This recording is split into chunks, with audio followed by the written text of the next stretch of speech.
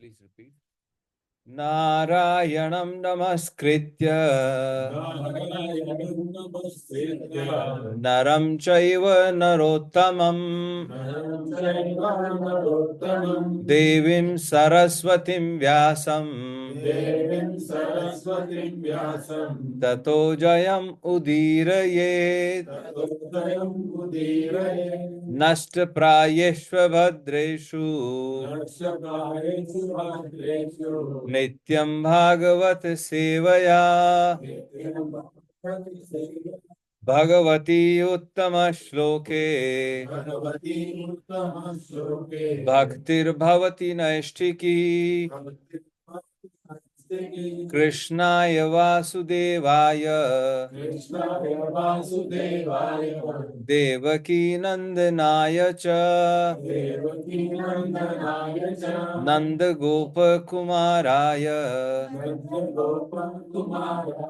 गोविंदाय नमो नमः। हरे कृष्णा। तो आप सभी का बहुत बहुत स्वागत है। बच्चे हिंदी समझते हैं ना? आप लोग समझ 90 भी समझ जाएगी। ओके, तो थोड़ा रिवीजन करते हैं पिछली बार का। क्या किसी को याद है पिछली बार हमने? अच्छा, आप अपने आवाज ठीक है? अच्छा अच्छा, ठीक है। 5th canto 8th chapter verse number 28 आप अपने फोन में निकाल लें सब। SP 5.8.28।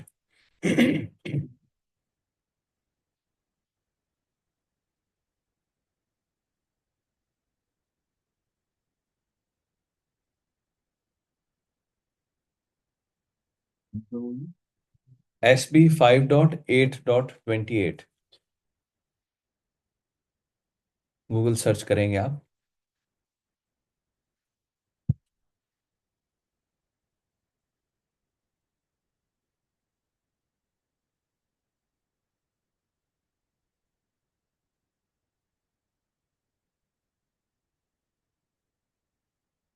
चैप्टर का टाइटल है a description of the character of Bharat Maharaj. 5.8.28 और इसको ये भी कहा जाता है कि भरत महाराज का शरीर त्यागना और मृग की योनि में फिर उनको प्राप्त होना, है ना, भरत महाराज।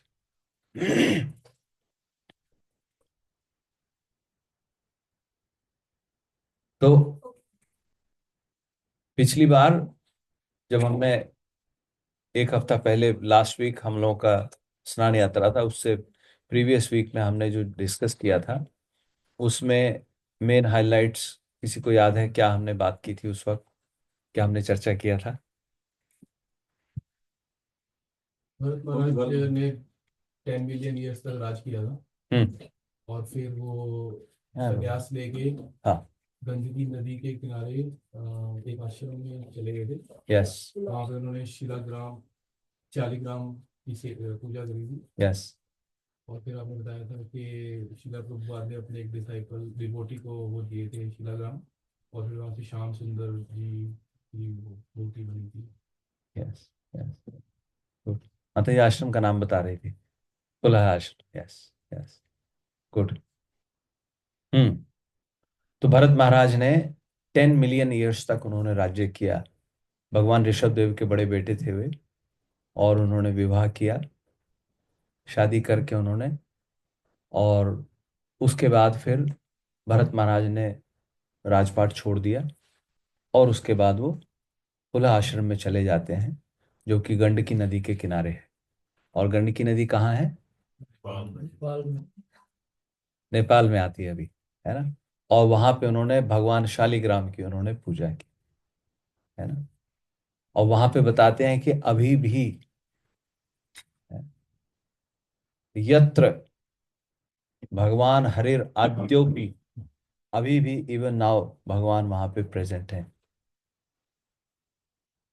और वो फिर उन्होंने ये भी कहा कि वो भगवान के को निज जना नाम अपने, जो भगवान उनको अपना बना लेते हैं, किनको अपना बना लेते हैं, जो उनका अपना होना चाहते हैं।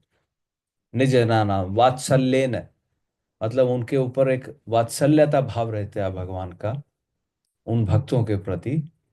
और वहां पे सन्निधाप्यत्व, इच्छा रूपेण, इच्छा के हिसाब से जैसा भक्त इच्छा करते हैं उस हिसाब से भगवान वहां पे प्रकट हो जाते हैं।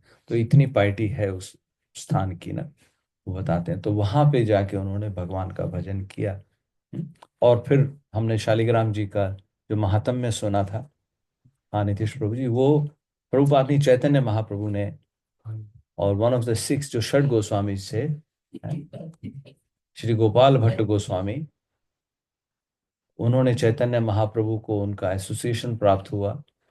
वो बहुत छोटे थे हैं। और या यू कैन गो बैक प्रभु जी आराम से। सो तो उससे वो हमने बताया कि कैसे वो शालिग्राम शिला लेके आते हैं वहां पे Gopal Bhatt Goswami. He walked from Vrindavan to Nepal, पैदल जाते हैं वहां से शालिग्राम शिला लेके आते हैं। और शालिग्राम शिला को उन्होंने रखा और उनका भजन कर रहे थे। और एक बार वहां पे हरिराम, श्री हरिराम व्यास जी आए। और हरिराम व्यास जी बहुत बड़े भक्त हैं, और वो छंद लिखते थे, कविताएं लिख देते थे, ऑन द स्पॉट कविता बना देते थे। और हरिराम व्यास जी का महात्म्य ये है, वो कहते थे कि काहू के बल भजन को काहू के आचार है, व्यास भरोसे कुमरी के सोवत पांव पसार। तो ये एक प्रसिद्ध है उनके बारे में। हरिराम व्यास जी ने ये कहा था कि किसी को अपने भजन का बल है, किसी को अपने आचरण का बल है। राइट है। काहू के बल भजन को काहू के आचार, किसी को अपने आचरण का बल है, लेकिन व्यास भरोसे कुंवरी के। कुंवरी कौन है? श्रीमती राधा रानी। वो कहते हैं मैं तो श्रीमती राधा रानी के भरोसे सोवत पांव पसार, मैं तो लंबे पैर पसार करके वृंदावन में सोता हूं, क्योंकि मुझे पता है श्रीमती राधा रानी मेरा ध्यान रखेंगी। मुझे कोई बल नहीं है, मुझे किसी चीज का बल नहीं है, बस मुझे भरोसा है श्रीमती राधा रानी जी का। तो वो व्यास, हरिराम व्यास जी जब आते हैं वृंदावन में, और तो उन्होंने सुना था गोपाल भट्ट गोस्वामी जी के शालिग्राम शिला है, वो उनका दर्शन करने आते हैं। और जब वो दर्शन करने आते हैं तो श्री गोपाल भट्ट गोस्वामी ने उनसे कहा कि कुछ इनके बारे में छंद कह दीजिए। अब उन्होंने देखा शालिग्राम शिला को, तो वो जैसे गोल गोल थी और उनपे चंदन लगाया हुआ था। तो वो कहते हैं कि जैसे तुमने पकोड़ा बनाया है बेसन में, बैंगन या किसी सब्जी को घोल करके पकोड़ा बना देते हैं, तो ऐसे करके वो हंसने लगे। और फिर कहते हैं क्या छंद बनाओ, क्योंकि उन्होंने झूले में शालिग्राम जी को रखा हुआ था। और फिर उन्होंने कहा कि झूले, झूला झूले गंडकी नंदन, क्योंकि उन्होंने फिर उनको नाम दे दिया, क्योंकि गंडकी रिवर से आए थे तो इसलिए उनको नाम दे दिया गंडकी नंदन। झूला झूले गंडकी नंदन। और फिर कहते हैं हाथ न पांव, हाथ न पांव और नासा काना, ना हाथ है ना पैर है ना नाक है ना कान है। ध्यान करे मन होई आनंद ना, मन में कोई आनंद ही नहीं हो रहा है, किस चीज का ध्यान करूं। अब भगवान के विग्रह का आप ध्यान करते हैं, आप बोलते हैं उनकी आंखें इतनी सुंदर हैं, उनकी नाक इतनी सुंदर है, उनके विग्रह इतना सुंदर है। तो कहते हैं ध्यान करे मन होत आनंद ना, मन में कोई आनंद नहीं हो रहा है। और फिर यहां तक कह दिया, उन्होंने कह दिया, फिर उसके बाद कहते हैं कि जालंधर और वृंदावल्लभ, क्योंकि जालंधर को मरवाने के लिए भगवान ने वो रूप लिया था। भगवान जालंधर का रूप धर के चले गए थे, जालंधर का रूप लिया और वृंदा के वल्लभ हो गए। जालंधर और वृंदा वल्लभ, और वृंदा के द्वारा शापित हुए, उनको श्राप दिया गया, और तब ये आपने शालिग्राम रूप धारण किया। जालंधर और वृंदा वल्लभ है। और कहते हैं कि व्यास जी है, गावे व्यास कहा कही चंदन। फिर अपने ऊपर उन्होंने कंक्लूड किया कि व्यास जी गा रहे हैं, लेकिन इनके ऊपर मैं क्या छंद बनाऊं। ना तो इनके हाथ हैं, ना इनके पैर हैं, ना इनके नाक है, ना इनके कान हैं, पकोड़े की तरह इनके ऊपर चंदन लपेट दिया गया है। ऐसे झूला झूल रहे हैं। और वृंदा के द्वारा शापित हैं, शाप दिया गया है, जालंधर का रूप धारण किया था। व्यास जी गा रहे हैं, लेकिन छंद में क्या बनाऊं इनके ऊपर।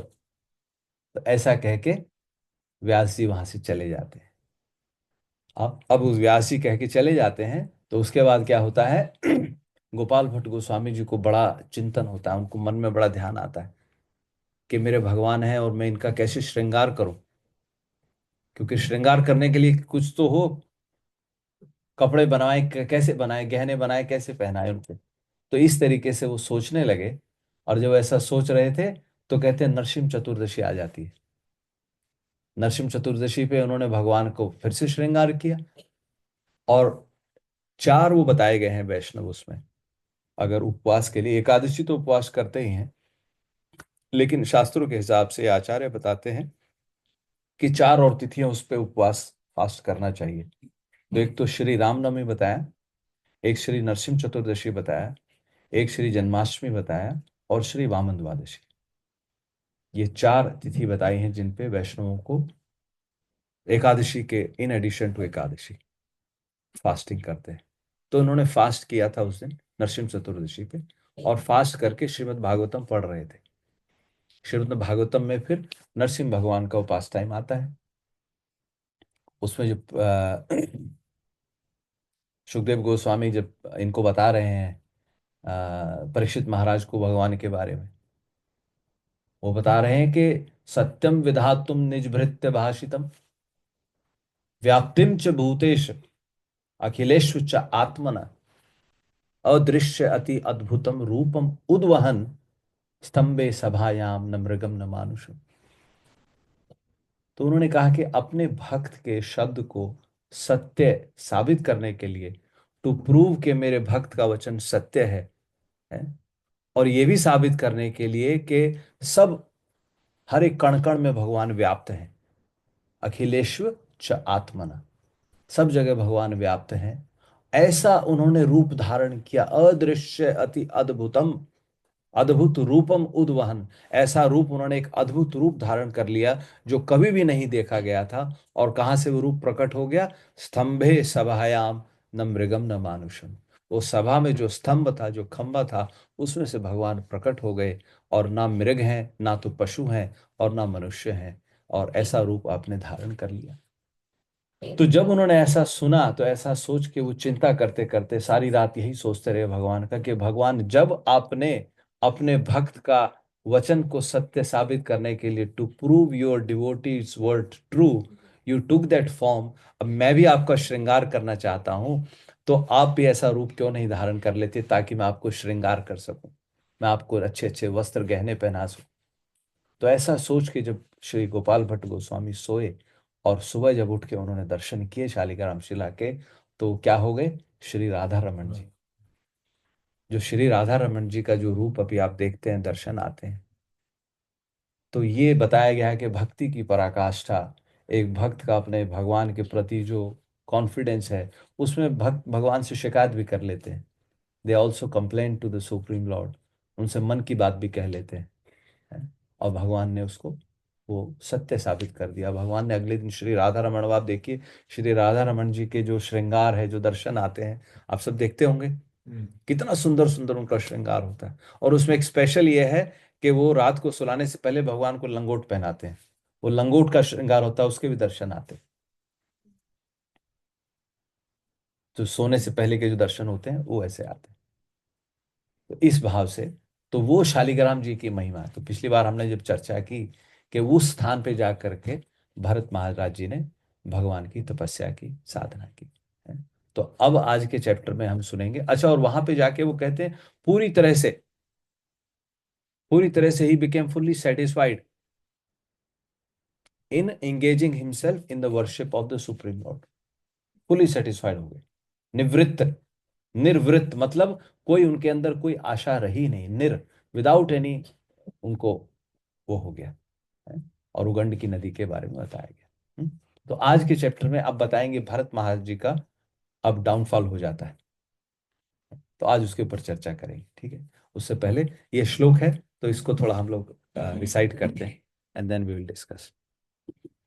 प्लीज रिपीट, थोड़ा सा ये इसका मीटर थोड़ा डिफरेंट है तो हम इसको वैसे ही रिसाइट कर लेंगे, बट पहले आप रिपीट कीजिए। ओम नमो भगवते वासुदेवाय। ओम नमो भगवते वासुदेवाय। ओम नमो भगवते वासुदेवाय।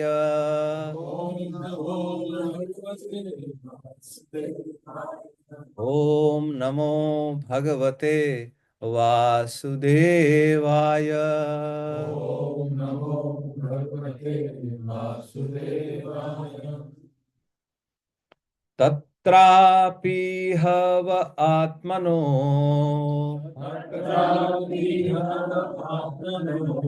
तत्रापि हव आत्मनो मृगत्व कारणम् भगवद आराधन समीहानु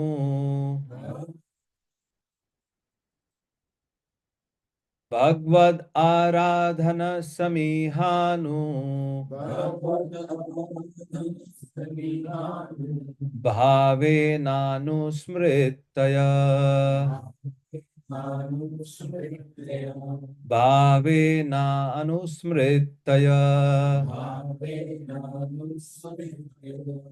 भृशम् अनुतप्यमान आह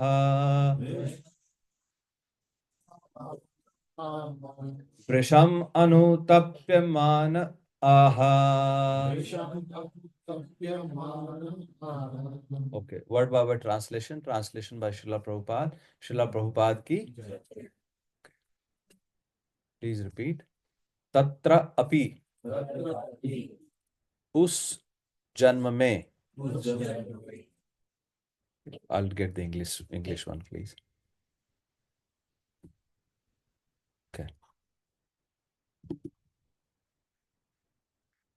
Hava, indeed, Atmana, of himself, Mrigatva Karanam, the cause of accepting the body of a deer. Bhagavad Aradhana Samiha, of past activities in devotional service. Anubhavena, by consequences. Anusmritya, remembering. Bhrisham, always. Anutapyamana, repenting. Aha, said. Translation by Srila Prabhupada. Srila Prabhupada ki, please repeat. Although in the body of a deer, Bharat Maharaj, due to his rigid devotional service in his past life, could understand the cause of his birth in that body. Considering his past and present life, he constantly repented his activities, speaking in the following way. तो इस श्लोक में क्या कह रहे हैं कि भरत महाराज, because he had performed devotional service, and the word uses rigid devotional service. Rigid means ekdam pakka, without any deviation. You know how we say sometimes I'm rigidly fixed.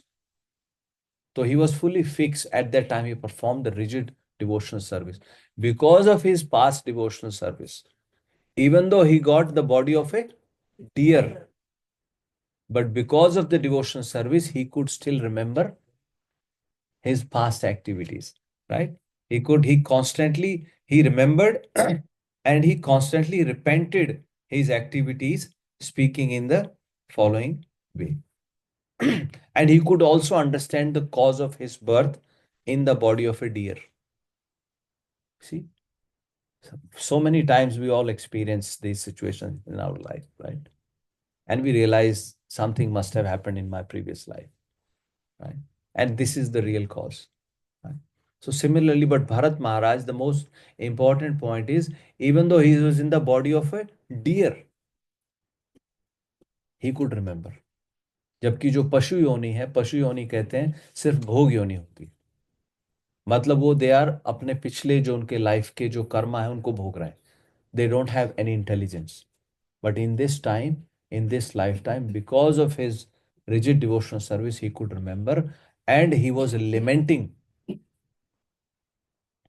उनको लेमेंटेशन हो रहा था। हम लोग को लेमेंटेशन होता ना life में कि मैंने क्यों किया, काश मैं ऐसा ना करता। So similarly he was lamenting constantly, constantly भृशम अतप्यमान। मतलब उसमें रिपेंटेंस भी थी, और रिपेंटेंस में बहुत एक, मतलब एक कहते हैं ना अपने आप को कोसता है आदमी, अतप्यमान, तप रहे थे उसमें। और तब वो उन्होंने कहा, वो हम आगे सुनेंगे, तो वेरी इंपॉर्टेंट। तो मे बी बच्चे, you want to you read repeat the translation, and we will repeat after you, okay? Yes Arna, you repeat, and we all will repeat. She speaks, and then we all will repeat, okay? Go slowly, read slowly.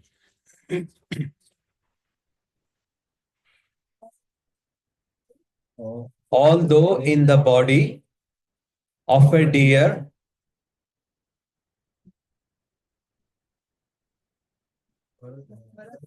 Bharat Maharaj, due to his rigid devotional service in his past life, could understand the cause of his birth in that body. Considering his past and present life, he constantly repented his activities, speaking in the following way. Yes, very nice. We will come back to this after we discuss, and then we will read those two more verses, and we will see what exactly is he speaking. Yeah, we will know that. Okay. So purport by Srila Prabhupada ki, please hear. This is a special concession for a devotee. Even if he attains a body that is non-human, by the grace of the Supreme Personality of Godhead, he advances further in devotional service, whether by remembering his past life or by natural causes. It is not easy for a common man to remember the activities of his past life, right? But Bharat Maharaj could remember his past activities due to his great sacrifices and engagement in devotional service. You know, there is another example, Gajendra. Gajendra, even though he was in the body of an elephant, right? वो कौन थे previous जन्म में? इंद्रद्युम्न, महाराज इंद्रद्युम्न थे वो. He was a king. But he remembered the prayers that he had recited. प्राग जन्मनि अनुशिक्षितम. उन्होंने प्राग पिछले जन्म में जो उन्होंने सीखा था, वो प्रेयर्स उनको ध्यान आ गई. And he started reciting those prayers. एक हाथी के मुंह से आप देखो स्तुति हो रही है भगवान की, और इतनी जबरदस्त स्तुति हुई कि भगवान कहते हैं, भगवान एकदम से सब कुछ छोड़ के आ गए, है ना? भगवान छोड़ के अपने वैकुंठ, अपने धाम से भगवान एकदम आ गए. यहां तक बताते हैं कि भगवान ऐसे चले, भगवान ने देखा कि मेरा भक्त परेशानी में है, तो कहते हैं भगवान गरुड़ पे बैठ के आ रहे थे, और गरुड़ को भगवान ने कहा कि तुम बहुत धीरे चल रहे हो. भगवान गरुड़ से उतर के भागे हैं, ये बताते हैं. और भगवान आए, भगवान ने आके फिर गजेंद्र को ग्राह से छुड़ाया. और वो ग्राह भी कौन था? जो मगरमच्छ, वो कौन था? He was also a divine personality. वो गंधर्व था. तो कुछ नहीं पता किसको कौन से जीवन में हम लोग अभी किस योनि में हम लोगों का क्या है पीछे का हिसाब किताब, डोंट नो, है ना? चलिए मंगलाचरण करते हैं, फिर उसके बाद डिस्कस करें. 10,000 years nearly for Gajendra, वो जो ग्रास ने पकड़ा होगा 10,000 साल। Oh yes, thousands of years, thousands, Thousands. thousands. 10,000 Not exactly 10,000, but thousands of years. It is said the fight continued. है ना? तो चलिए मंगलाचरण करते हैं। ओम अज्ञानतिमिरान्धस्य ज्ञानाञ्जनशलाकया चक्षुरुन्मीलितं येन तस्मै श्रीगुरुवे नमः। श्रीचैतन्यमनोभीष्टं स्थापितं येन भूतले स्वयं रूपः कदा मह्यं ददाति स्वपदान्तिकं। वन्देऽहं श्रीगुरु श्रीयुतपदकमलं श्रीगुरुं वैष्णवंश्च श्रीरूपं साग्रजातं सहगणा रघुनाथान्वितान् तं सजीवं सावधैतं सावधूतं परिजनसहितं कृष्ण चैतन्य देवं श्रीराधा कृष्ण पादान् सहगणा ललिता श्री विशाखान्वितांश्च। हे कृष्णा करुणा सिंधु दीनबंधु जगतपते गोपेश गोपिका कांत श्री राधा कांत नमस्तुते। तप्त कांचन गौरांगी श्री राधे वृंदावनेश्वरी वृषभानुसुते देवी प्रणमामि हरिप्रिये। वाञ्छाकल्पतरुभ्यश्च पतितानां पावनेभ्यो वैष्णवेभ्यो नमो नमः। कृष्ण चैतन्य प्रभु नित्यानंद श्री अद्वैत गदाधर शिवासादि गौर भक्त वृंदा। हरे Krishna Krishna Krishna Hare Hare Hare Ram Ram Ram Hare Hare.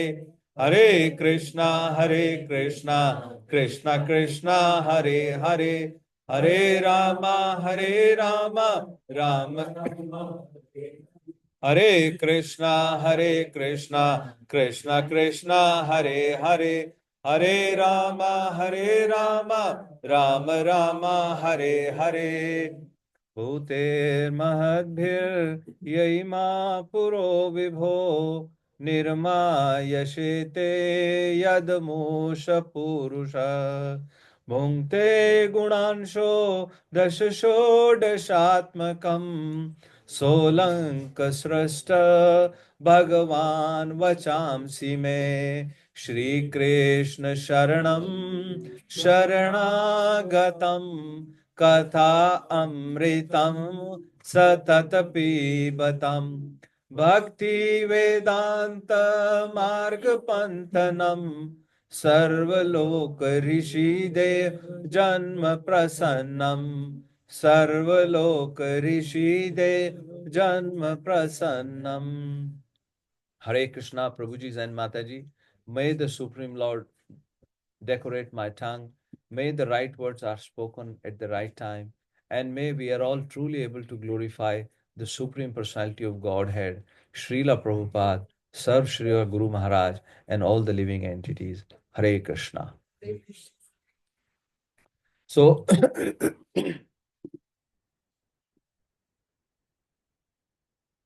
hi Raju Prabhu.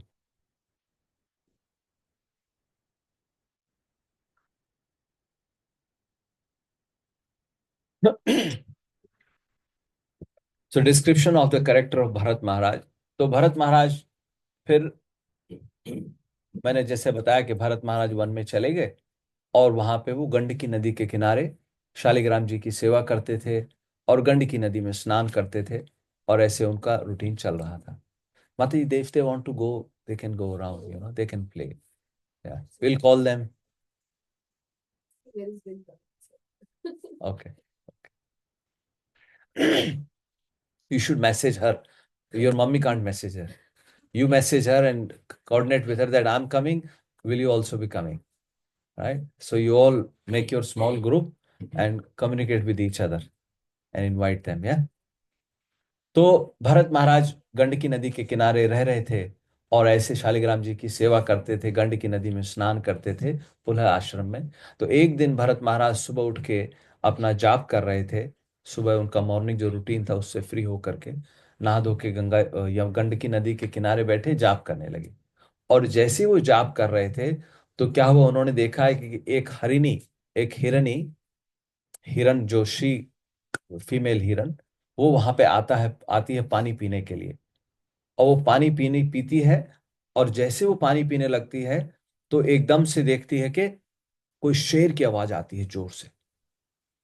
और जैसे ही शेर की आवाज आती है वो हिरनी डर जाती है, राइट, और वो डर के एकदम से नदी से कूद जाती है। She try to jump across the river, और जैसे वो कूदने लगती है, because she was pregnant, right, तो उनका गर्भपात हो जाता है। बच्चा जो था उनके पेट में से वो निकल के एकदम से नदी में गिर जाता है, और वो हिरनी उसके पार चली जाती है। पार चले जाने के बाद कहते हैं she was under lot of stress, उसको बहुत स्ट्रेस हो जाता है। और वो, क्योंकि बच्चा भी गिर गया और स्ट्रेस भी हो गया, तो वो जाके किसी गुफा में जैसे जाती है, she went into cave and she just fell there unconscious and she died. तो हिरणी मर जाती है।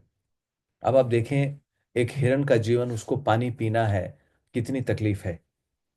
हम लोग उठते हैं, गिलास लेते हैं, अच्छे से गिलास को भरते हैं नलके में, फिर उसका टेम्परेचर चेक करते हैं, है पानी ठीक है नहीं है।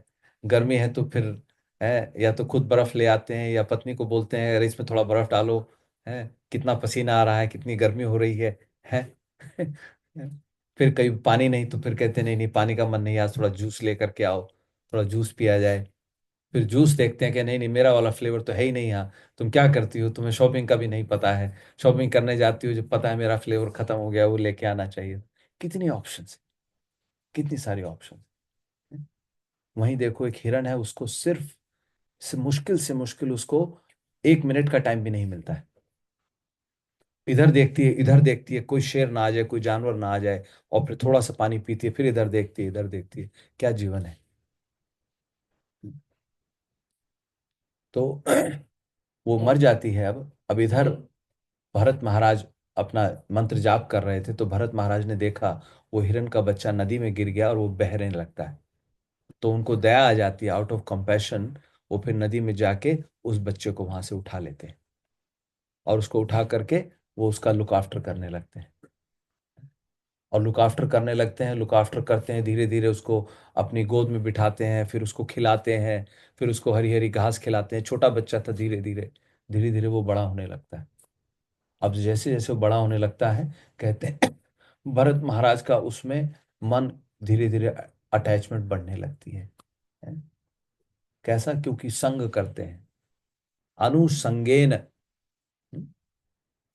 स्नेह, संग करने से उनके मन में स्नेह हो जाता है? और मन में बहुत ही गाढ़ा, बहुत ही स्ट्रांग उनको स्नेह होने लगता है उस हिरण के साथ, है? और फिर उसके बाद क्या करते हैं, जब वो वन में जाते हैं फूल लेने के लिए, अपनी पूजा करने के लिए, तो हिरण को साथ में लेके जाते हैं। अब वो साथ साथ में उनके दौड़ता है। अच्छा, फिर वो हरी हरी घास खाता है रास्ते में, है, तो उसको देख के बड़ा खुश होते हैं, जैसे आप बच्चे का हाथ पकड़ के शॉपिंग करने के लिए जाते हैं, है ना तो ऐसे ही वो उसको लेके जाते थे। अब कई बार उसको घास खाने लगता है, उसको डर लगता है, तो उसको उठा के अपने कंधे पे रख लेते थे, हिरन के बच्चे को। He will put him on his shoulders and he will carry him, है ना। आप देखते हैं ना कई बार वो पहाड़ों में बकरी के बच्चे को, मेमने को गोद में उठा लेते हैं, right, you see that often. तो ऐसे ही उनको, हिरन के बच्चे को वो अपने साथ लेके जाते हैं और उसको लेके आते हैं जंगल से। और ऐसे वो हिरन उनके में उनका पूरा मन लग जाता है। अब मन इतना लग जाता है कि वो धीरे धीरे अपना जो उनका पूजा का रूटीन था वो भी भूलने लगते हैं। जो उनको साधना कर रहे थे वो भी उनका धीरे धीरे छूटने लगता है। और फिर मन में ये भाव आ जाता है कि जो हिरन है ये बेचारा, इसका कोई नहीं है देखभाल करने वाला, ठीक है, इसकी माँ तो मर चुकी है, there is no one to take care of him, और ये मेरी शरण में है, he is in my shelter, he has surrender to me. ऐसा उनके मन में भाव आ जाता है। See this is how our mind tricks. अपनी जो साधना थी वो भूल गए, और हिरन के बच्चे को he can't make him spiritual, he has to go through this. वो भी अपना प्रारब्ध का भोग भोग रहा है। बट ही फॉरगॉट हिज साधना। तो यहाँ पे बड़ा कॉशन किया गया है हम लोगों को। इसीलिए आपने, जब हमने फिफ्थ 6 चैप्टर में पहला प्रश्न किया था, अगर आपको याद हो, परीक्षित महाराज ने प्रश्न किया था 5th चैप्टर के एंड में, जब भगवान ऋषभ देव के सामने सिद्धियां आके खड़ी हो जाती हैं, तो उन्होंने उनको वेलकम नहीं किया अपने हार्ट से। तो फिर पहला प्रश्न यही था परीक्षित महाराज का, कि सिद्धियां तो ऑटोमेटिकली आ ही जाती हैं। जब आप भजन कर रहे हो, साधना कर रहे हो, तो सिद्धि अपने आप आ जाती हैं आपके पास। ये शक्तियां, you get these powers automatically, right? And the question was, because they come automatically and because they only come after your heart has been purified, Daiv Yoga, by the arrangement of providence, they automatically come.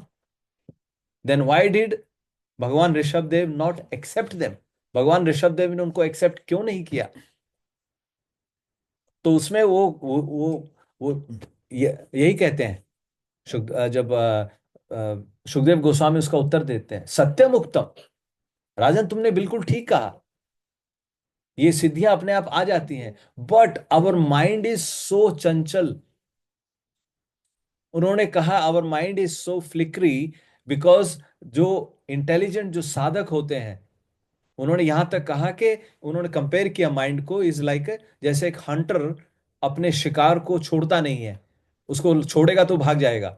इसी तरीके से अगर किसी ने साधन करके, भक्ति भजन करके अपने माइंड को कंट्रोल में ले लिया है, तो माइंड इज नाउ यूर, एक शिकार है, उसको अगर छोड़ोगे तो फिर भाग जाएगा। तो उन्होंने कहा कि इसलिए you don't let it loose. उसी चीज को ध्यान में रखते हुए भगवान ऋषभ देव ने उन सिद्धियों को एक्सेप्ट नहीं किया, बिकॉज ये सिद्धियों का फिर उन्होंने बताया भी, और उन्होंने एक उदाहरण भी दिया था हमने। वो कौन से महाराज थे, कौन से साधु थे, हैं? क्या नाम था उनका? सौभरी मुनि। सौभरी मुनि पानी के अंदर बैठ के साधना कर रहे थे। He was sitting under the water and his mind got agitated. So he had a siddhi. He can go under the water. He had those divine powers. He could sit under the water and do sadhana.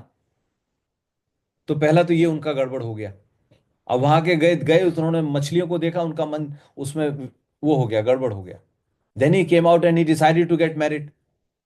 He was very old when he decided to get married. उन्होंने राजा को कहा कि मैं तुम्हारी एक लड़की से शादी करना चाहता हूँ।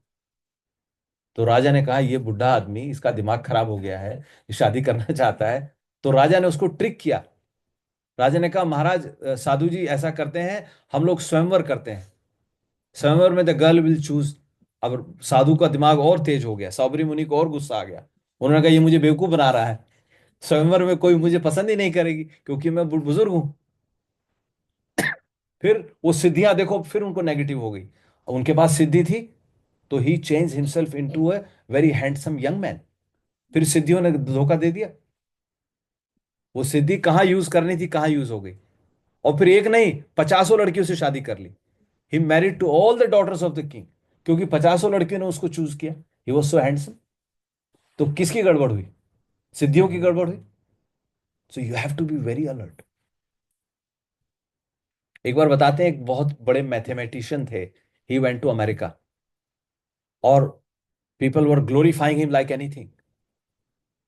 और वो बहुत बदसूरत थे, लेकिन तो वहां की जो मिस अमेरिकन थी, जो भी थी वो लड़की, उसने आके उनसे कहा कि हम दोनों शादी कर लेते हैं, हमारे बच्चे मेरे जैसे सुंदर होंगे और आपके जैसे इंटेलिजेंट होंगे। तो उन्होंने कहा कर तो लेते हैं, लेकिन what if our children are तुम्हारे जैसे डम और मेरे जैसे बदसूरत हुए तो फिर क्या होगा?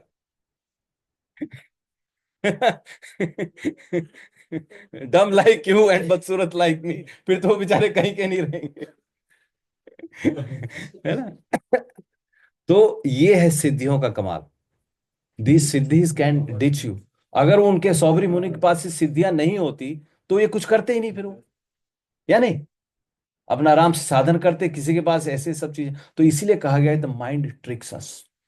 इसीलिए उन्होंने सिद्धियों को वेलकम नहीं किया भगवान ऋषभ देव ने। इसलिए कई बार जरूरत से ज्यादा संपत्ति, जरूरत से ज्यादा धन, जरूरत से ज्यादा, ये सब ठीक नहीं है ना? थोड़ा कम में गुजारा हो जाए। साईं इतना दीजिए जामे कुटुंब समाए, मैं भी भूखा ना रहूं, साधु न भूखा जाए। बस इतना दीजिए भगवान, जिसमें मेरे कुटुंब का भरण पोषण हो जाए, और साधु आए तो मैं उसका स्वागत कर सकूं, और मैं भी भूखा ना रहूं, बस इतना मुझे दे दीजिए। So that is why you have to be careful कितना चाहिए। तो ये सिद्धियां, दीज आर वेरी फ्लिकरी, तो इसीलिए mind is very flickery going to that point. इसीलिए भगवान ऋषभ देव ने सिद्धियों को स्वीकार नहीं किया। ही डिड नॉट रिस्पेक्ट देम, उनको दूर से भगा दिया, डांट के भगा दिया उनको। तो ये प्रश्न उन्होंने किया। तो अब वही देखिए, भरत महाराज जिन्होंने सब कुछ छोड़ दिया है, उनके जो अपने आत्मज हैं, जो उनके अपनी आत्मा से जो उनके बच्चे पैदा हुए हैं, उनको छोड़ के आए हैं, उनको छोड़ के आके सन्यास लिया है यहां के भगवान का भजन करने के लिए है। लेकिन अब जो माइंड था, अब उसमें उनको अनुषंगे ने इतना उनको संग किया। रुक, it is not, sometime we say कि हम लोग क्या फर्क पड़ता है, but the more transaction we do, it doesn't happen overnight, right. But जितना ज्यादा हम लोग उसके साथ ट्रांजैक्शन करते हैं, किसी एक प्राणी के साथ जितना ट्रांजैक्शन होंगी आपकी, उतना ही वो आपका रिलेशनशिप, उतनी अटैचमेंट बढ़ती जाएगी। It doesn't happen overnight. But उसको खिलाते थे, उसको उठा के गोद में बिठाते थे, उसके साथ सोते थे। अब तो वो हिरन खाए तो ये खाएं, हिरन सोए तो ये सोए, तो उनकी ये हालत हो गई थी।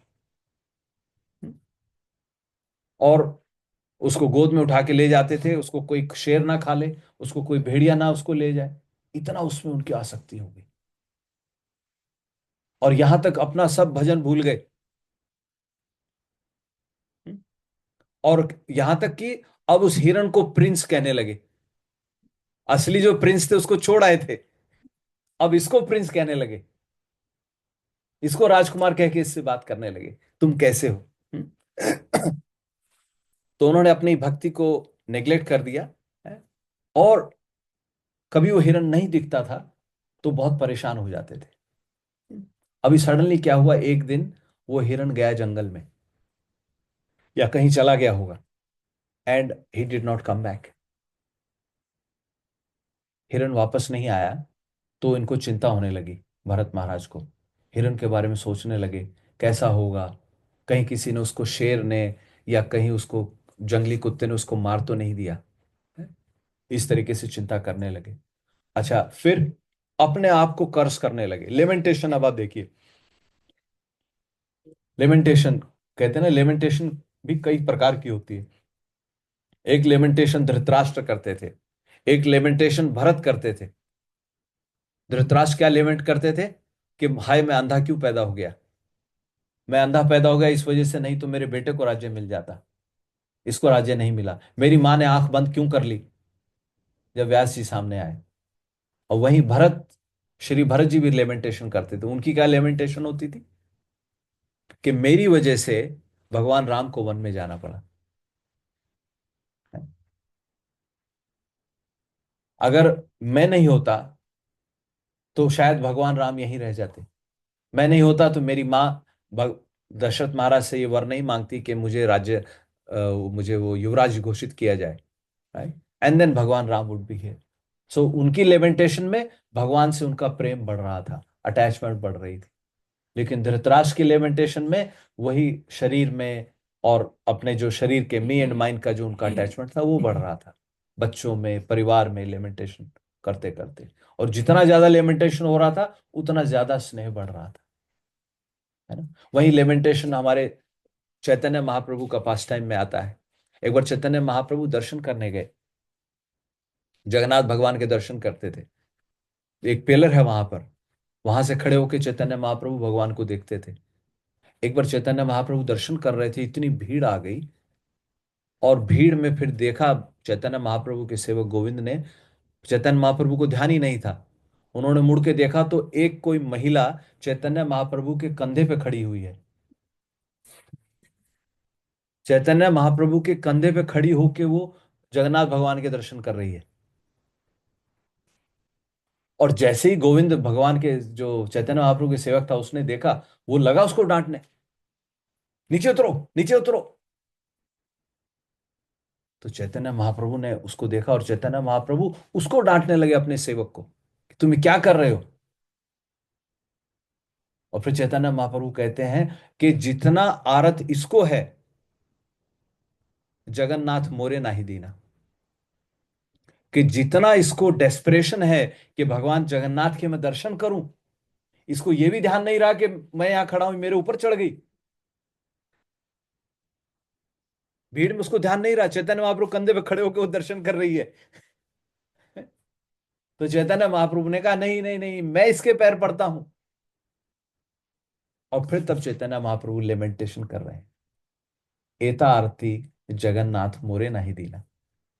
इतना आरती, इतना एंक्शियसनेस जगन्नाथ ने मुझे नहीं दिया अपने दर्शन के लिए, तो ये तो मुझसे भी महान है। देखो, तो समझ रहे, लेमेंटेशन का भी एक मूड होता है, किस किस तरह की लेमेंटेशन करते हैं कि भगवान ऐसी भक्ति मुझे मिल जाए।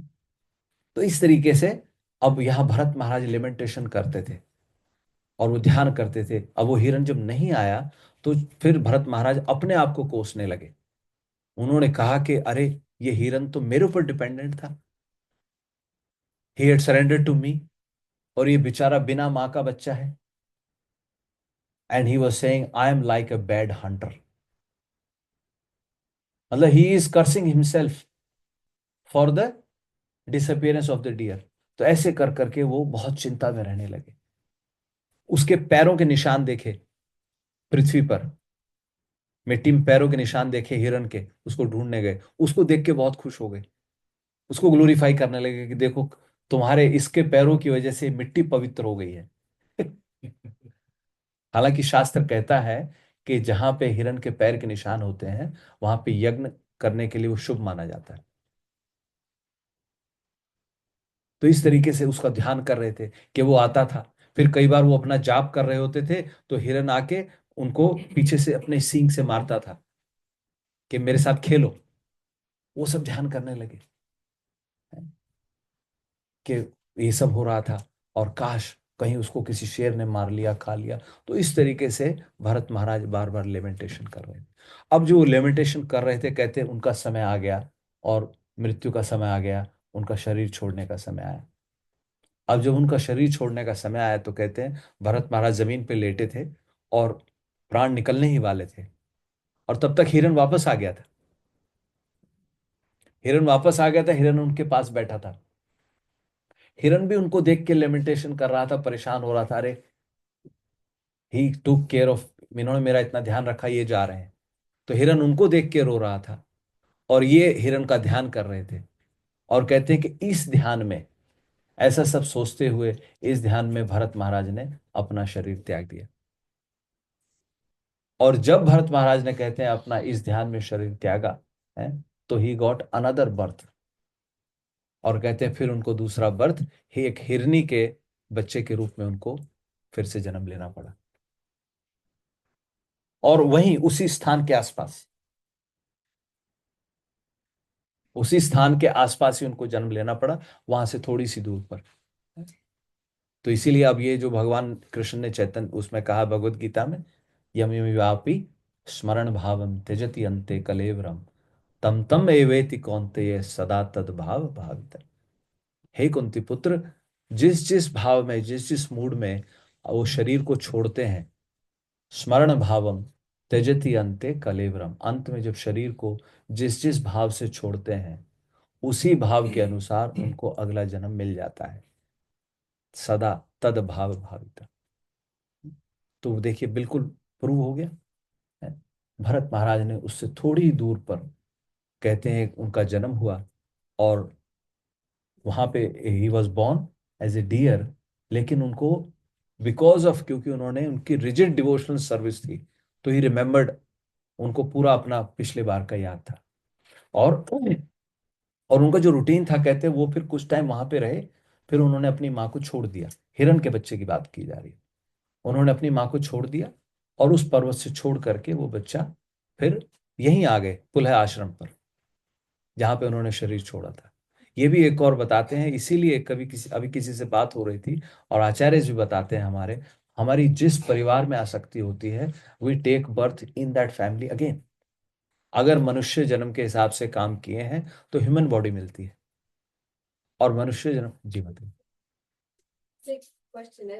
मैं वो समझती हूँ कि अंत में जो आप याद करो, पर अगर किसी ने जैसे पूरी जिंदगी भगवान को नहीं याद किया और कहते हैं कि चलो अभी 60 के हो गए अभी याद करते हैं, तो अगर वो मरते वक्त भगवान का नाम ले तो उनको जामिए के कहता था। Yes yes exactly 100%। अगर आपने नहीं किया है, ठीक है, लेकिन आप अंत में भगवान को याद कर लेते हैं, लेकिन ये पहली बात तो ये सिर्फ कहने की बात है कि अंत में कर लेंगे। मानती हूँ कि वो जब तक आएगा ही नहीं, क्योंकि हमने 60 साल नहीं किया है तो वो भजन होगा ही नहीं। इसीलिए कहते हैं कि यंग एज में हमें शुरू कर देना चाहिए। कौमारम आचरेत, प्रहलाद महाराज यही कहते हैं, जब कुमार अवस्था से ही हमें भजन शुरू कर देना चाहिए। Right? एक बार भगवान शिला प्रभुपाद से अमेरिका में पूछा लोगों ने कि तुम इतने यंग यंग जो ब्रह्मचारी बना रहे हो, है इसका क्या पर्पस है? अभी तो इनको पढ़ाई करने का उम्र है, दे शुड स्टडी नाउ। तो प्रभुपाद ने कहा उससे तुम्हारा क्या मतलब है? क्या यंग यंग एज में जो पढ़ाई करने वाले, ये बात है, यंग एज में भगवान का भजन भी यंग एज में करना चाहिए। राइट? तो उसी मूड में प्रभुपाद ने जितने भी यंग डिसाइपल बनाए, so he wasn't averse to initiating them into this process. और यहाँ आप देखें हमारे जो संस्कार हैं, देर आर 16 संस्कार होते हैं हमारे। पहला गर्भधान संस्कार और अंतिम संस्कार 16वां संस्कार माना जाता है। उसके बीच में ये संस्कार किए जाते हैं बच्चे के, जैसे जनेऊ हो गया, फिर उसका मुंडन हो गया, फिर वो शिक्षा के लिए जाता है, फिर उसका विवाह होता है, फिर वो पिता के लिए करता है तो गर्भधान संस्कार किया जाता है। तो ये सारे जो संस्कार है, इसका प्रोसेस का पर्पस यही है कि समा और अदर हमारे माइंड को प्योरीफाई किया जाए। ठीक है, लेकिन वी डोंट केयर। अभी संस्कार के नाम पे कई, एक तो पता ही नहीं है लोगों को। आप देखिए बाहर हम जो जाते हैं, पढ़ाई करते हैं, आजकल मेरे ख्याल से कुछ लिखा है कि फिनिशिंग स्कूल एक बताया जाता है। जनरली डिग्री कर लेते हैं, ये कोई बड़े बड़े कॉन्वेंट में जाते हैं, एमबीए या मास्टर्स करते हैं। फिनिशिंग स्कूल क्या होता है? उनको ले जाते हैं, उनको 5 स्टार वगैरह में ले जा करके उनको बताया जाता है कि भाई इतने टाइप का मील है, ऐसे खाना है, टेबल मैनर्स उनको सिखाए जाते हैं। फिनिशिंग स्कूल जिसको कहा जाता है, वो क्या, वो भी तो संस्कार ही है। क्या वो संस्कार नहीं है? वो भी संस्कार है, लेकिन उन संस्कारों पे इतना जोर है, इतना स्ट्रेस है कि बाकी जो रियल संस्कार है, क्योंकि वो संस्कार they are all gross. You see, they are all gross in the sense they are again taking us into the material life, फिर से दूसरे जन्म की तैयारी कर रहे हैं। लेकिन ये जो संस्कार है हमारे शास्त्रों के हिसाब से, इन संस्कारों के हिसाब से हमारे जो माइंड का प्यूरिफिकेशन होता है। क्योंकि माइंड से ही, मन से ही, मन एव मनुष्यानाम कारणम बंध मोक्ष। मन ही कहते हैं कि हमारे बंधन और मोक्ष का कारण है। इसीलिए माइंड का, so through these processes we automatically the purification process happens.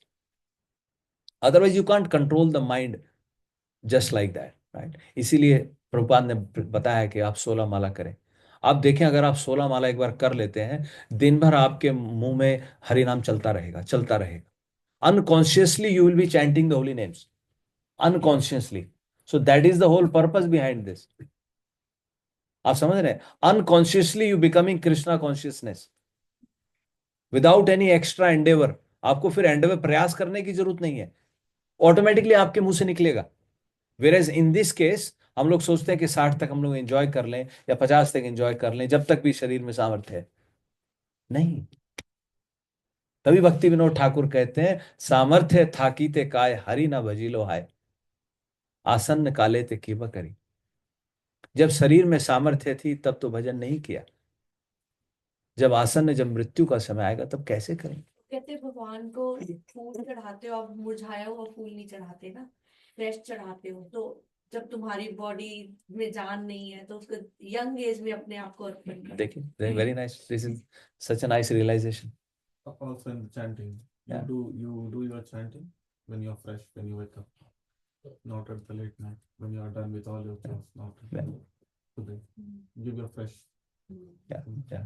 So basically the point is give best. जो बेस्ट ऑफ बेस्ट है वो भगवान के लिए बचा के रखो, भगवान को ऑफर करो, right? All of these samskara, all of these activities, they are all increasing our gross activities. और देखो जी, थोड़ा सा अभी भरत महाराज से थोड़ा सा भूल हुई तो मृग की योनि में, हिरण की योनि में उनको जन्म लेना पड़ा। और हम लोग का एक सिस्टम ही ऐसा बन गया है, we are so attach to family members, right. बुजुर्ग हैं, सॉरी माता जी, आप आपके लिए नहीं, मैं जनरल बोल रहा हूँ, है। बच्चों को लिए लिए फिरते हैं, उनको चिपकाए चिपकाए घूमते हैं, मेरा पोता है, मेरी पोती है, क्या होगा? जैसे मरेंगे फिर पोते का बेटा बन के आ जाते हैं। They come back and take birth in the same family. और अच्छे कर्म किए हैं तब, नहीं तो उस फैमिली में वो कुत्ता बन के आते हैं, उस फैमिली में वो फिर बिल्ली बन के आते हैं, वो फिर वो उनको खिलाते हैं बच्चे। क्या टाइम हुआ? 7:20। मैं आपको एक कहानी सुनाता हूँ, चंदूलाल की एक कहानी है। तो एक बार क्या हुआ कि नारद जी भगवान के पास जाते हैं और भगवान से वो कहते हैं, भगवान इतने लोग सफर कर रहे हैं मृत्यु लोक में, आप उनको अपने पास क्यों नहीं बुला लेते? तो भगवान ने कहा, नारद मैं तो हमेशा तैयार बैठा हूं, I am always ready to take them back, लेकिन वो आना नहीं चाहते। तो नारद जी ने कहा, नहीं, मैं एक भक्त को जानता हूँ, उसको आप अपने पास बुला लें। तो भगवान ने कहा, ठीक है, तुम जाओ उनसे बात कर लो। तो नारद जी जाते हैं, उस घर में जाते हैं, ये यंग ब्रह्मचारी था और अभी गृहस्थ आश्रम में प्रवेश करने वाला था। नारद जी जाके उसको कहते हैं, कभी देखो यहाँ पे तुम क्यों इन चक्करों में फंसे हुए हो, अभी तुम्हारी शादी हो जाएगी और उसके बाद फिर तुम संसार में फंस जाओगे, और तुम क्यों इतना यहाँ, बहुत परेशानी है आगे। तो नारद जी ने उसको ऐसे समझाया, तो उसने कहा, क्या करूं मैं? तो उन्होंने उसको कहा कि तुम जल्दी से अपना निपटा करके जल्दी से अपना भजन में लग जाओ, और ताकि right time you can go back. तो उसने कहा, ठीक है, अब बताते हैं। तो नारद जी को उसने कहा कि अभी देखो मेरी शादी फिक्स हो रही है, मैं शादी कर लेता हूँ, और फिर उसके बाद मेरा जो बच्चा हो जाएगा, एक बच्चा, मैं फिर उसके बाद आ जाऊंगा, क्योंकि मेरी जो पत्नी है वो फिर बच्चे बच्चा मेरी पत्नी का ध्यान रख लेगा। नारद जी ने कहा, ठीक है। अब नारद जी चले जाते हैं, नारद जी चले गए, नारद जी फिर कुछ टाइम बाद आते हैं, उसको शादी हो गई, उसको अच्छी नौकरी लग गई, उसको एक बेटा भी हो जाता है, वो बेटा घर में दौड़ रहा है, देख रहा है, सब कुछ अच्छे से खेल रहा है। तो नारद जी फिर उसके पास आते हैं कि भाई, आर यू रेडी, मैं तुम्हें लेने के लिए आया हूँ, है। तो वो कहता है, Narad ji, you are so merciful, आप इतने मर्सीफुल हो, आप इतने कृपालु हो, आप मेरा इतना ध्यान रखते हो। नारद जी कहते हैं, टाइम मत वेस्ट करो। हैं? तो नारद जी देखो, अभी ये लड़का बस अभी थोड़ा सा बड़ा हो जाए, ये अभी स्कूल में जाने लगेगा, है, तो फिर उसके बाद मैं आ जाऊंगा, then I will be ready. Narad ji कहते हैं, ठीक है। अब नारद जी 8-10 साल बाद फिर आते हैं उसके पास। अब वो लड़का हाई स्कूल में जाने लगता है, और नारद जी कहते थे, तो अब लड़का भी बड़ा हो गया है, हाई स्कूल में जाने लगा है, और तुम्हारी पत्नी भी अब ठीक ठाक घर संभाल रही है। तो वो कहते हैं, Narad ji, you are so kind, you know fake humbleness, right. Narad ji, you are so merciful, आप इतना ध्यान रखते हो, आप इतना लोगों का उद्धार करना चाहते हो। नारद जी कहते हैं, पॉइंट पे आ जाओ। कहते हैं, देखो नारद जी, ऐसा ही लड़का बस अभी हाई स्कूल में जाने लगा है, ये यूनिवर्सिटी में जाने लगे, है, और फिर इसका कुछ नौकरी वगैरह लग जाएगी, तो फिर ये अपनी माँ की देखभाल कर लेगा, तब तक मैं इनके साथ रुकता हूँ। नारद जी कहते हैं, ठीक है। अब भगवान कृष्ण को जाकर रिपोर्ट देते हैं। भगवान कृष्ण कहते हैं, क्या हुआ जो तुम्हारे चंदूलाल नाम था उसका। भगवान कृष्ण पूछते हैं कि चंदूलाल का क्या हुआ है। तो नारद जी उसको सारा कुछ बता देते हैं। भगवान कहते, ठीक है, ठीक है, लगे रहो। तो ठीक कर रहे हो।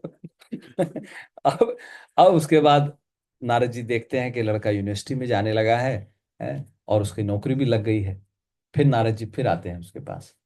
नारद जी कहते हैं, चंदूलाल, अब तुम रेडी हो? Narad ji, you are so kind, you are so merciful, आप इतने प्योर हो, आपके चरण मेरे घर में पड़े, मेरा घर शुद्ध हो गया, ये हो गया, वो हो गया। नारद जी कहते हैं, चंदूलाल, पॉइंट पे आ जाओ। तो कहते हैं, नारद जी देखो, बस इस लड़के की अब शादी हो जाए, इसकी शादी हो जाए एक बार, अब ये शादी के लायक हो गया है, इसकी नौकरी लग गई है, शादी हो जाए बस इसकी, उसके बाद ये अपनी सास का, इसकी अपनी माँ का ध्यान रख लेगा, then I am ready to come. तो नारद जी फिर चले जाते हैं। अब नारद चले जाते हैं तो उसकी शादी हो जाती है, शादी हो जाती है, उसका एक बच्चा भी हो जाता है। तो वो चंदूलाल जी अब ग्रैंडफादर हो गए हैं। अब नारद जी फिर आते हैं उसके पास। नारद जी कहते हैं, Chandulal, ready? Oh, you are so merciful. आप इतना ध्यान रखते हो, आप लोगों की इतनी चिंता करते हो। उसने कहा बस ये पोता मेरा थोड़ा सा बड़ा हो जाए अभी, है, ये चलने फिरने लगेगा, है, इसका स्कूल में कहीं एडमिशन वगैरह हो जाएगा, then I am ready to come. तो नारद जी चले जाते हैं। अब नारद जी चले जाते हैं, अब उसका पोता भी हो गया, वो पोते को उठा उठाए फिरता है। जैसे हिरन को गले लगाए फिर रहे हैं, ऐसे वो उसको पोते को गले लगाए लगाए फिरते हैं चंदूलाल जी, है। और नारद जी फिर आते हैं उसके पास के, अब तो पोता भी हो गया, बड़ा भी हो गया, स्कूल में भी जाने लगा है, are you ready to come? उसने कहा Narad ji, I will just come, give me another 5 years। उसने कहा अब क्या है? बोलता 5 years में ये लड़का हाई स्कूल में चला जाएगा, है। और इसकी माँ जो है, मेरी जो वाइफ जो है, वो भी थोड़ा बीमार रहती है। तो ये बहू उसकी देखभाल कर लेगी ठीक ठाक, क्योंकि लड़की की वजह से पूरा परिवार एंगेज रहता है। तो please give me another 5 years। Narad ji कहते हैं ठीक है। अब नारद जी 5 साल के बाद आते हैं। अब जैसे ही नारद जी 5 साल के बाद आते हैं, चंदूलाल देखता है नारद जी आ रहे हो, सीढ़ियों में भागने लगता है। सीढ़ियों में भाग के छुपने की जगह देखता है। अब जैसे सीढ़ियों में भागने की छुपने की जगह देखता है, वो सीढ़ियों से गिर जाता है।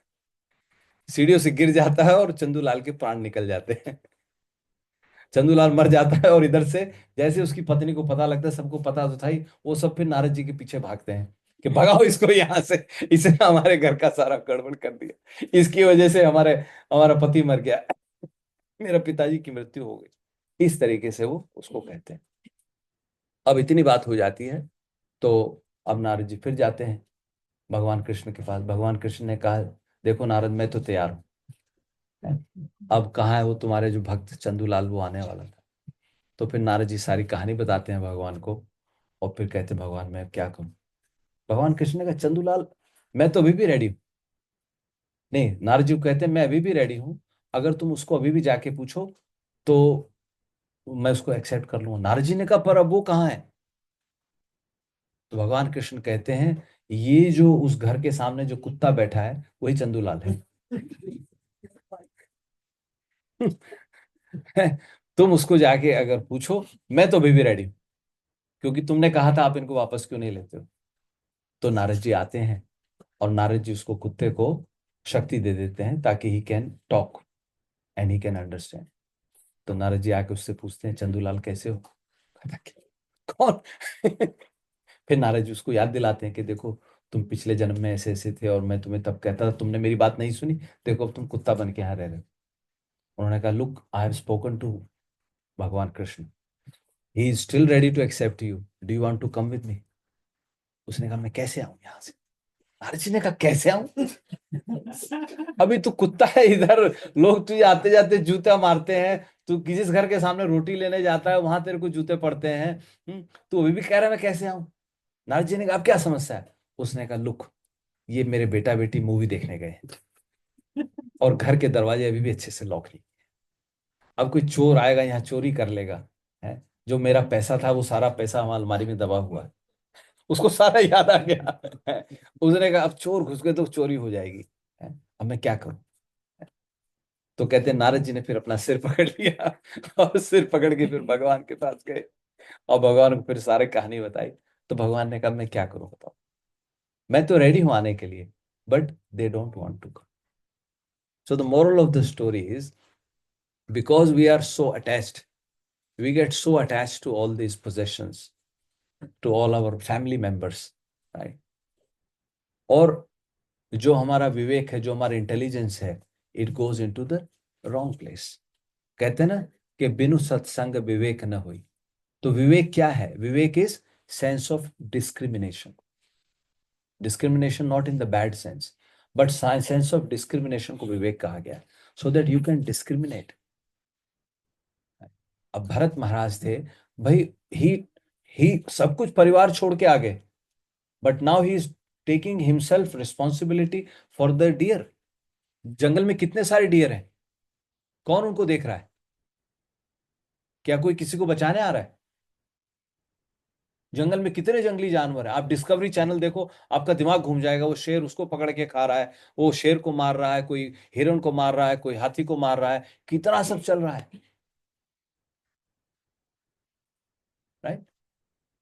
देर आर अबाउट 8 बिलियन जो वर्ल्ड की पॉपुलेशन है, आई मे बी रॉन्ग, ऊपर नीचे थोड़ा बहुत हो सकता है, राइट। एक सेंसस, एक डाटा में बताया था 8 billion people and annually they are killing 80 billion animals.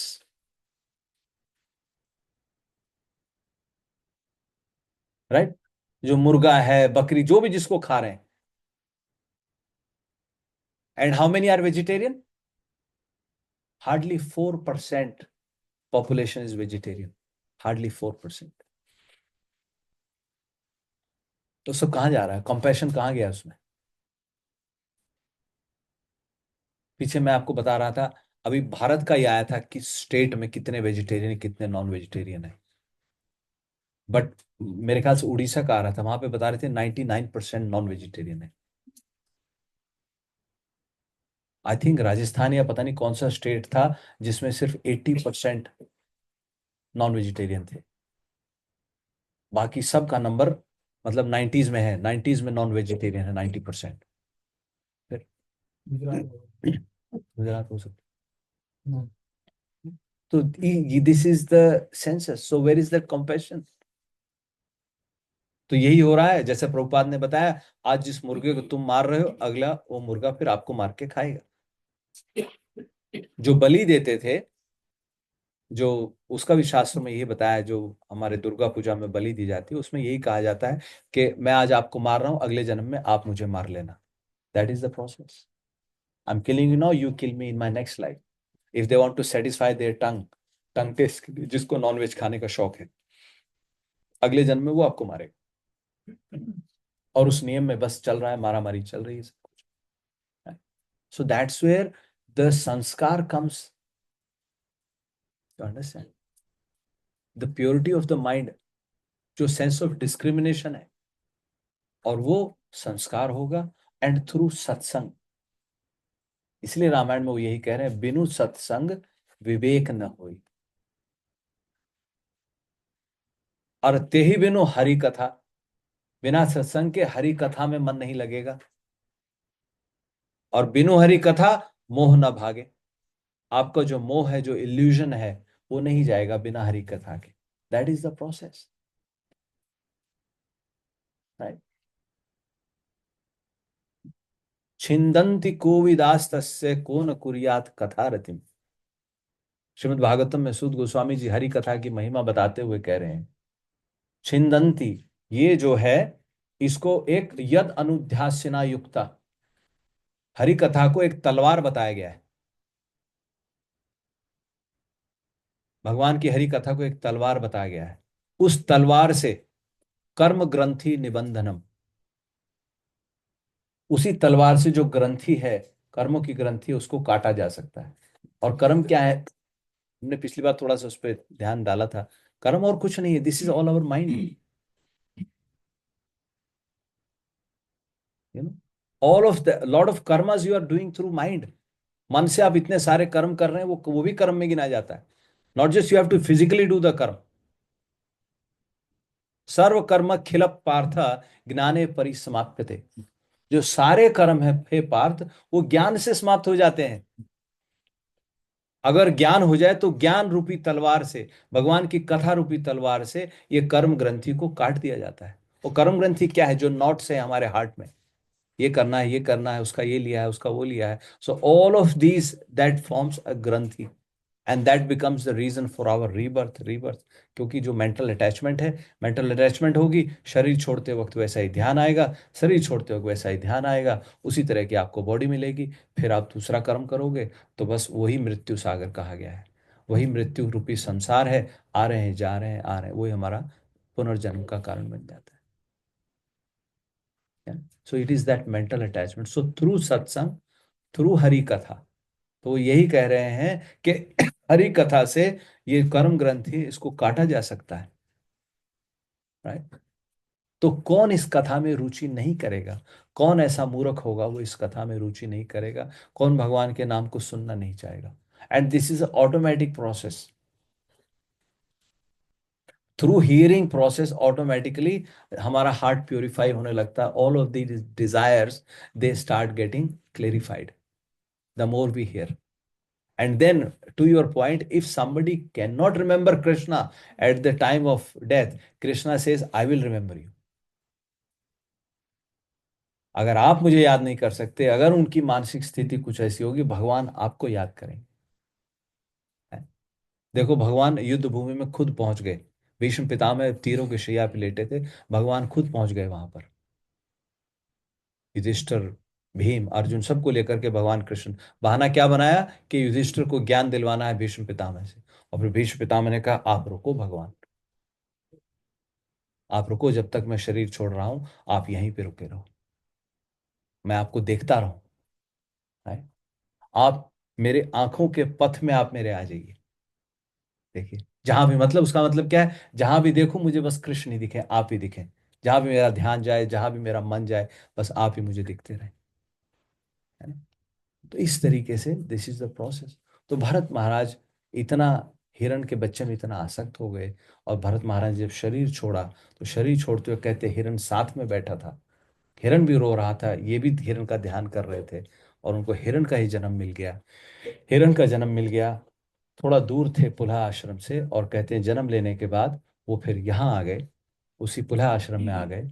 And he was so alert, इसीलिए कहा था we have to be very alert. He was so alert, he did not mix up with other, जो हिरण के बच्चे थे, he did not mix up with any of them. वो अकेले रहते थे अपने झुंड से, अकेले रह के वहीं पुलह आश्रम के आसपास घूमते रहते थे। घास भी वो खाते थे, सूखी घास खाते थे, गिरे हुए पत्ते खाते थे, हरी हरी घास नहीं खाते थे, यहां तक उसमें लिखा है भागवत में। तो इस तरीके से भरत महाराज जो हिरण की योनि में थे, उनको पूरा सब याद हो गया, क्योंकि उन्होंने रिजिड डिवोशनल सर्विस जो की थी पिछले जन्म में।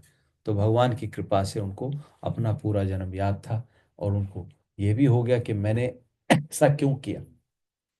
और उसके बाद मेरे ख्याल से मैं ये ट्रांसलेशन हम लोग पढ़ लेते हैं, and then we will conclude, because he is lamenting and he is saying, let's hear what he is saying, right, directly from him. Do children want to come and read, or if they are busy we can do it ourselves? दो दो श्लोक हैं, ज्यादा नहीं है।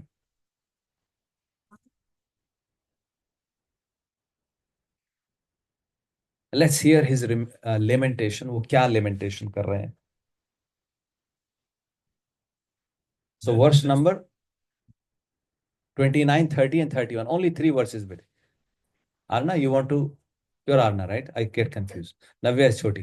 Okay, read. 29. Okay, now he is lamenting.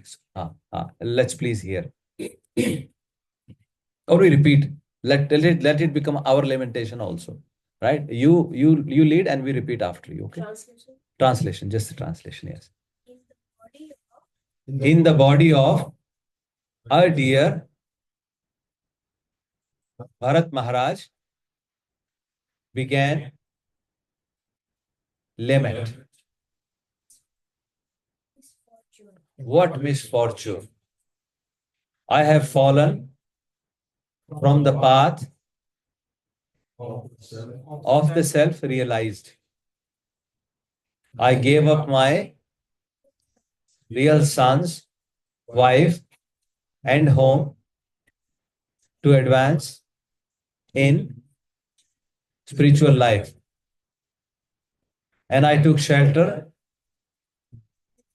in a solitary holy place in the forest. I became self-controlled and self-realized.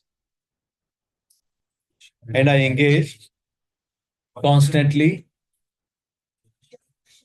devotional service.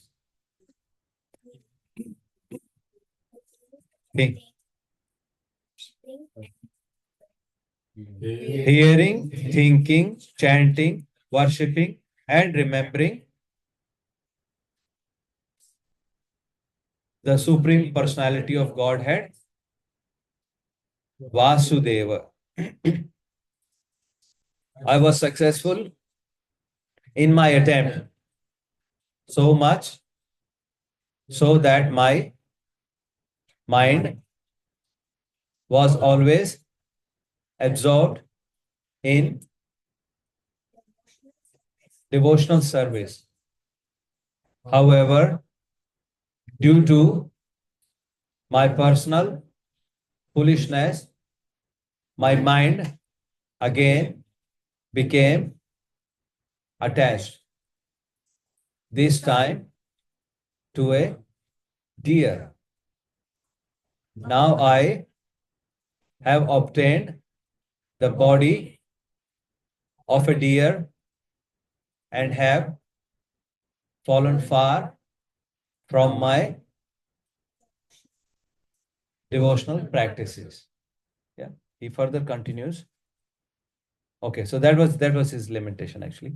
Thank you, Anna. And then, although he received the body of a deer, by constant repentance he became completely detached from all material things, and he did not disclose these things to anyone, but he left his mother deer in a place known as Kalanjar mountain, where he was born, and he again went to the forest of Shaligram and to the ashram of Pulatsya and Pulahrishi. फिर same आश्रम में चले गए, देखिए कितना उनको realisation था. And remaining in that ashram, the great king Bharat Maharaj was now very careful not to fall victim to bad association. Without disclosing his past to anyone, he remained in that ashram and ate dry leaves only. See, he was not exactly alone, for he had the association of the Paramatma, of the super soul. Right? In this way, he waited for death in the body of a deer. Bathing in that holy place, he finally gave up that body. It is said that when Bharat Maharaj, or when the deer left his body, half of his body was in Gandaki river, right, in the waters of Gandaki river, and half of his body was, outside. So he was like all the time he was bathing in the Gandaki river, or he was, getting the association of the Gandaki river. So these are all part of the samskars. That's why we say, नहा के भोग offer करना है, cleanliness करना है, but we just make these things casual. And that is why इतना सब भजन करने के बाद भी प्रोग्रेस नहीं होती, और फिर थोड़ा सा कुछ हो जाता है whimsically, फिर सब कुछ छोड़ देते हैं कि सब बेकार है, राइट.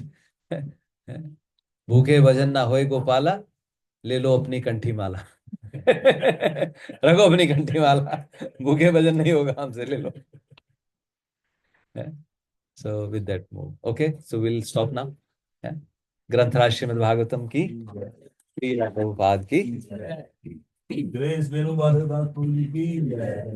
गुरुदेव की.